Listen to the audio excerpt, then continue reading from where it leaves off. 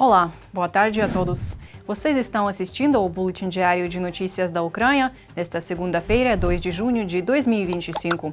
Apoiem-nos inscrevendo-se no canal, ativando o sininho e deixando a sua opinião.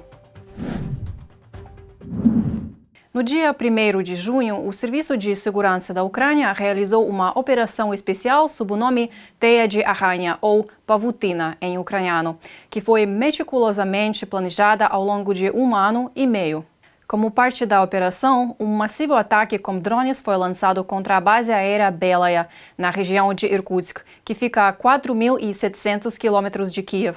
Os drones foram lançados a partir de um caminhão localizado próximo ao aeródromo militar, bem dentro do território russo. O Serviço de Segurança da Ucrânia também teve como alvo as bases aéreas de Olenia, Voskresensk, Diaghilevo e Ivanovo. A operação, planejada por mais de 18 meses, utilizou drones FPV que foram transportados secretamente para o interior do território russo dentro de caminhões disfarçados como contêineres de madeira. No momento certo, eles abriram-se remotamente, permitindo que os drones fossem lançados diretamente contra aeronaves bombardeiras estacionadas em diversos aeródromos.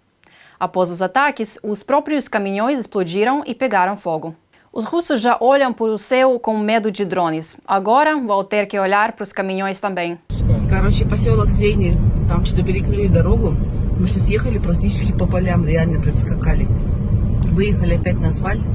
Тут просто огроменная пробка из фур. Я не знаю, сколько это уже длится километров. Короче, жесть. Mais de 40 aeronaves foram atingidas, incluindo aviões de alerta aéreo antecipado A-50, bombardeiros estratégicos Tu-95 e Tu-22M3. Vídeos feitos no local mostram várias aeronaves Tu de grande porte em chamas e explodindo. O Ministério da Defesa da Rússia posteriormente admitiu que 4 bases aéreas foram atingidas, descrevendo o episódio como um ataque terrorista, e afirmou que várias aeronaves pegaram fogo tanto em Murmansk quanto em Irkutsk.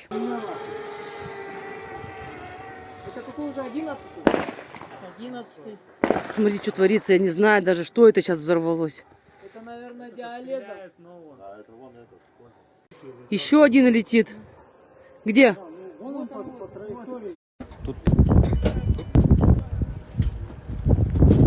Segundo o Serviço de Segurança da Ucrânia, a onda de ataques com drones destruiu aviões militares russos com um valor estimado de 7 bilhões de dólares. O jornalista militar ucraniano Yuri Butusov afirmou que as forças ucranianas destruíram algumas aeronaves estratégicas que a Rússia atualmente não produz mais. Enquanto um blogueiro militar russo ligado ao Kremlin alegou que a Rússia não produz mais chassis para os bombardeiros Tu-95 e Tu-22 e destacou que esses chassis são impossíveis de substituir.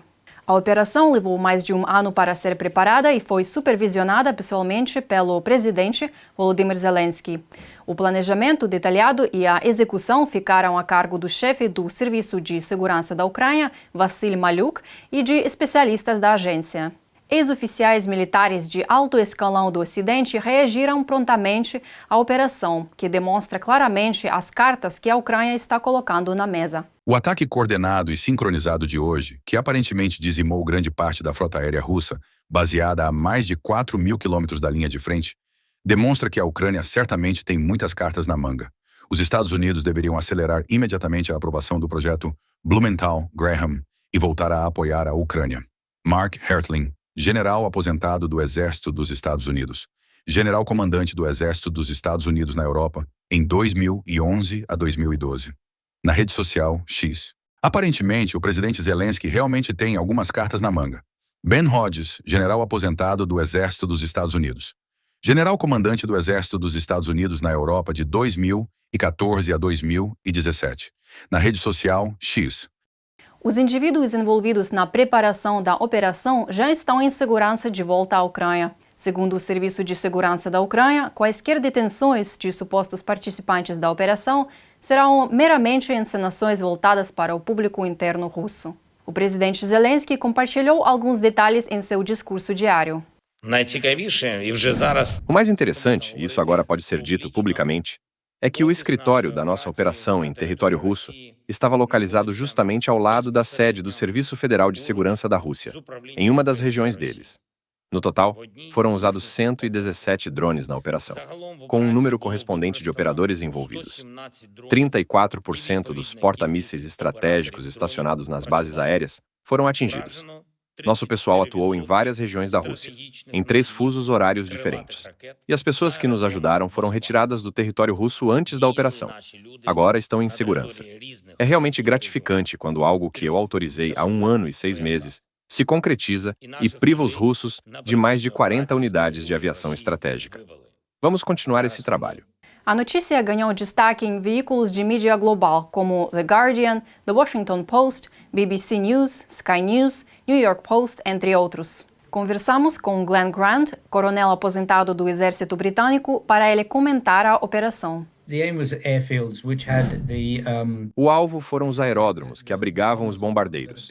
Vamos chamá-los de bombardeiros nucleares, que têm sido usados para lançar bombas e mísseis de cruzeiro contra a Ucrânia. Esses aviões são bastante importantes nos ataques russos contra principais cidades e infraestruturas elétricas.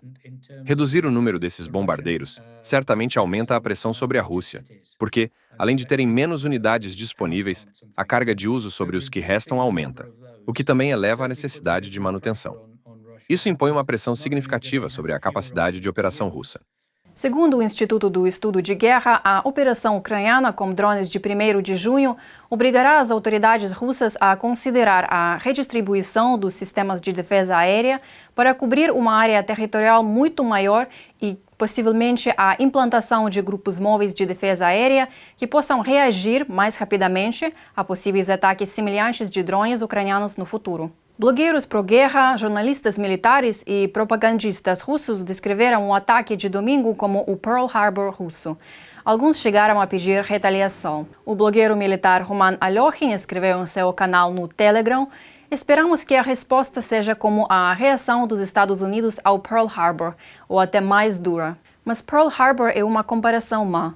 Não podemos esquecer quem é o verdadeiro agressor hoje. A Rússia invadiu a Ucrânia e são os aviões russos que bombardeiam áreas residenciais ucranianas. Comparar esta operação com Pearl Harbor é um absurdo e uma clara tentativa de despertar associações negativas no público americano. A Rússia usa táticas terroristas atacando áreas civis todas as noites e matando pessoas inocentes. São crimes de guerra. Em contraste, a Ucrânia, como foi demonstrado no ataque aos aeródromos, mira com a maior precisão possível objetivos militares legítimos, respeitando as leis e costumes de guerra. Economista ucraniano e presidente da Escola de Economia de Kiev, ex-ministro de Desenvolvimento Econômico, Comércio e Agricultura da Ucrânia e professor associado de Economia na Universidade de Pittsburgh, Timofey Milovanov, comentou as consequências econômicas da operação. A Rússia possui um território vasto para defender, o que é extremamente caro. No passado, isso tornava quase impossível para adversários alcançarem o coração do país, permitindo que a Rússia concentrasse sua defesa em uma área menor, próxima à zona de combate. No entanto, essa realidade mudou.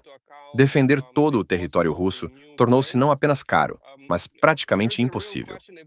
Essa mudança afetou a doutrina militar russa, especialmente considerando a capacidade da Ucrânia de continuar lançando operações eficazes.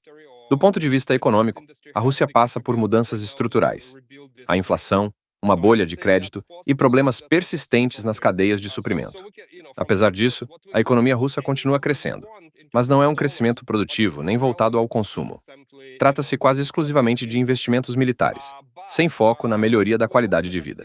Ainda que não se trate de uma crise plena na definição ocidental, a capacidade da Rússia de produzir e manter seu equipamento militar permanece intacta, desde que o preço do petróleo fique em torno de $50 por barril. Se os preços caírem ou a receita for interrompida, pode surgir uma crise de liquidez, revelando fraquezas estruturais profundas e potencialmente levando a um aumento da criminalidade e da instabilidade. Tarifas ou outras medidas podem afetar o preço do petróleo ou as receitas russas. Isso provavelmente criaria uma divisão entre consumidores e produtores. Os consumidores pagam mais, enquanto os produtores recebem menos. Se os preços globais do petróleo caírem, a receita da Rússia também sofrerá. Qualquer um desses cenários, tarifas ou queda nos preços do petróleo, pode prejudicar seriamente a economia russa. Pela primeira vez, sem perdas de drones e com impacto máximo, Kiev demonstrou sua capacidade de operar de forma autônoma, penetrar as defesas aéreas russas e realizar missões de alta precisão sem coordenação externa. Basta ver este vídeo. Вот самолет догорает. Один.